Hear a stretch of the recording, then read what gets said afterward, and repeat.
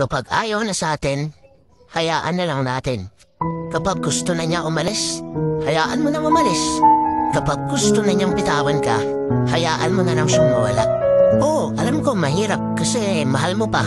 Pero hindi mo ba naisip na mas mahihirapan ka pa kapag pinagpilitan mo yung sarili mo sa taong ayaw naman na? Minsan, hindi porket sumuko ka, talo ka. Minsan, sumusuko tayo kasi alam natin yun ang tama. Mali naman na kasing ipagsiksikan pa yung sarili mo sa taong pilit kang tinutulak papalayo. Hindi ka dapat magmakaawa na huwag siyang mawala. Kasi unang-una, kung talagang mahal ka niyan, hindi nagagawing solusyon ang hiwalayan. Kaya ikaw, kung alam mong isa mo na lang lumalaban para sa relasyong akala mo'y walang hangganan, kung alam mong ikaw na lang yung nagmamahal sa inyong dalawa, mulang hayaan yung sarili mo na magmukha pang tanga. Yung sakit na nararamdaman mo, ngayon lang yan. Kasi darating din naman yung punto na kung saan isang araw gigising ka na lang kung wala nang nararamdaman para sa taong akala mo dati hindi mo kayang mawala.